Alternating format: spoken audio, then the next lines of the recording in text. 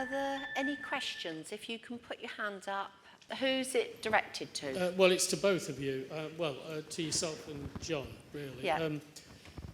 Most of your talk related to staff training of people working in your department. Of course, one of the big elephants in the room is training of contractors, not only the specialist equipment issues, but also the general fabric, which segues me over to John's point.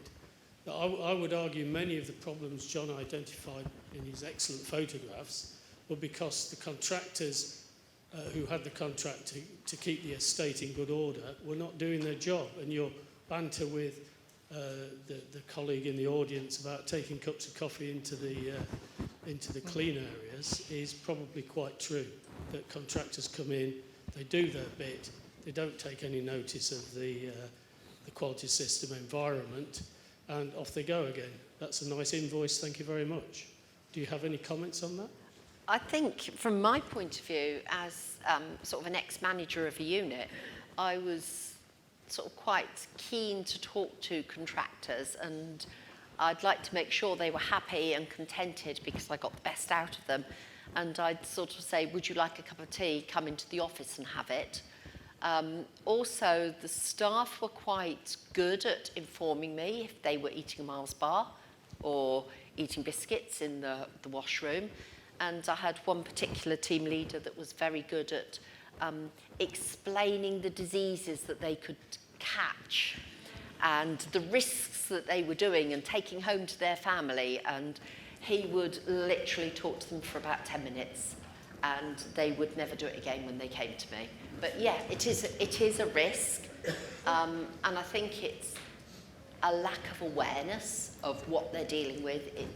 You're dealing with washers the whole time. You know, you're crawling around on the floor in sort of scrubs or uniform, and then you go through to the IAP area, and you're not asked to change or put gowns on or anything. And it's probably a lack of awareness, both from the contractor and also from the staff working in the unit, that they're not prepared to challenge. And why aren't they challenging? John, would you like to say something? I think the problem is, Brian, as you know, we've had many a discussion on this. It's a major problem in our field. We missed a trick when we rewrote the HTMs back in the day, and obviously with IHEAM we're trying to do something about it. But I think, going to your point, Helen, my experience is engineers will try and come in as early as possible so that they'll bypass the manager in many ways. And I don't think it is totally the manager's responsibility. You should have estates, you should have APDs. That is their role, to manage engineering governance, and they should be checking the work activity. Some of the examples, I know they were a bit dramatic and for drama purposes, a lot of them, but the point is there. And decontamination is not just about the washer disinfector or the sterilizer or the RO plant. You may have ventilation plants that may be upstairs or even hundreds of yards away. It's that attention to detail for it all. And unless we look after the whole process, you know, engineers, by nature, whether they're internal or external, they will try and come in and out as quick as possible. There was a manager when I worked at hospital level, and Graham will remember this manager. If we changed the filters on the ventilation plant, she would make sure that I issued that PPM to her. And if I didn't, my life wasn't worth living. So that attention to detail was there, but I think we've lost it along the way, and I think it's something we need. We are doing something in IHEAM, but we'd welcome engagement from people like the IDSC members, endoscopy, etc., to make sure that 360-degree loop is covered. I find tasers always good. Yeah. Or the threat of it. Well, it really is something you need to build when if you're having a third-party provider coming in or a manufacturer. When you're negotiating your contracts, make sure the rules and regs are there. You know, the engineer has to report into estates or whoever your service managers are, they have to complete the permit to work. They have to go through an induction. Build it into the procurement contract, and then you've legally got an obligation to make sure they comply with your contractor policies. Because they will. I've done it myself. You will try and circumnavigate it to get the job done as quick as possible. Hello, I'm Callum. I'm from the SSD. I work as sort of STERIS under the NHS, and I just wanted to know where did the isolation come from? Because it feels like as a sterile service department, we go through all these tests, these audits, we put everything we can into making sure patients get these instruments, yet, like you said, we fly under the radar. I just want to know, where do you think that came from? Is it lack of communication between SSD and hospitals? I just want to know, is there anything in the future we can do as well to make sure that we get more representation? Because we work under NHS standard, even though we are third party. We've got this apprenticeship scheme, and we want to make sure that all our technicians are compliant with it, yet we're not even entitled to blue light cards.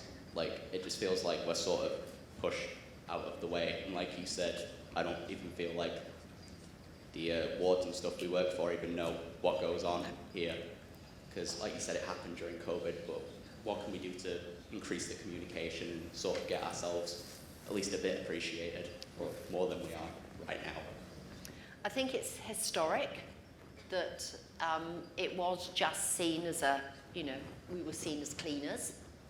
We've got to become more professional with the report that's coming out, and it's going to be an addendum to the HTM, and it will say that staff have to have qualifications, and it's going to be pushing up the leadership up to the decon lead, and that's what I'm talking about later, about how to push this up to the decon lead.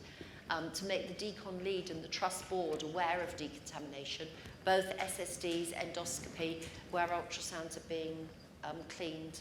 So it's all encompassing, and decontamination is almost a dirty word within the NHS. It's not. It's seen as important, but the people that do it aren't seen as important, because there's a lack of knowledge of what they're actually doing. And third parties, I totally agree, you're isolated from the hospital. Theatre nurses don't get the opportunity to go around. Do you ever have open days or anything like that? It was mentioned as part of the apprenticeship as well, that I partook, that there was an opportunity, but then COVID sort of ruined it. There's always been an interest in establishing that connection and letting hospitals know that this is what we do, but it's never been sort of pushed through.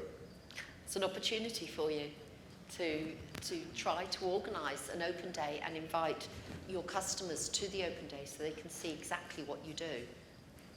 It's something that when I was working in a hospital and we had an open day and we offered to have a stall, and they were, why do you want a stall? And I said, because no one knows what we do.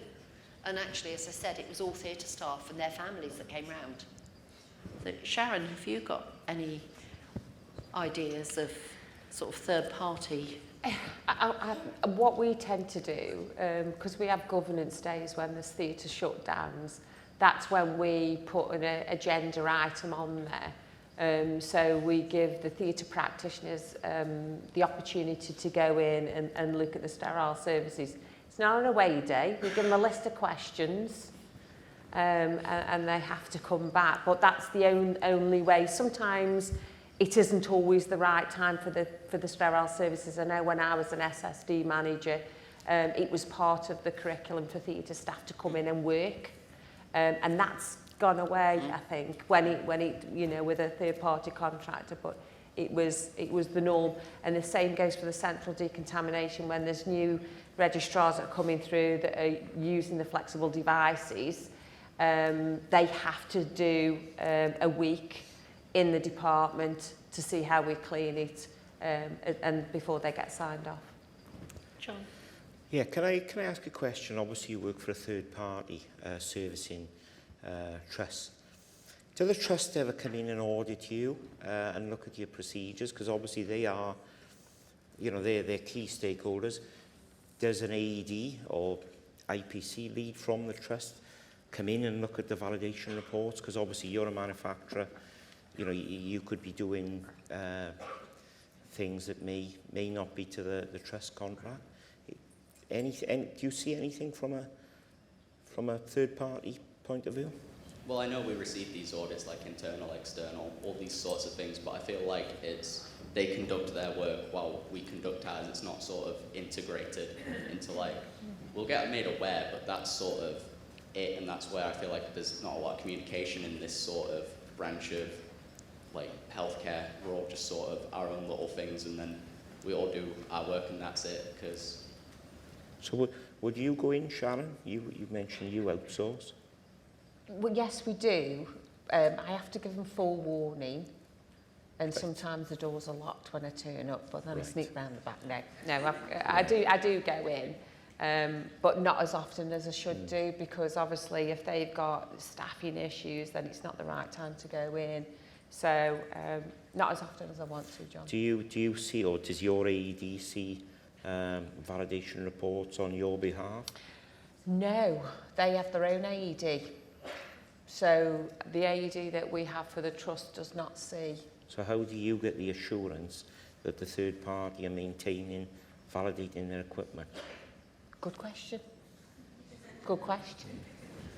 I think that hopefully the report that's coming out will put qualifications at the centre, and it will talk about registration and having registers for staff working in sterile services, and then it will mean that trusts, even for third party, will ask for qualifications and that sort of thing, and it will raise the profile.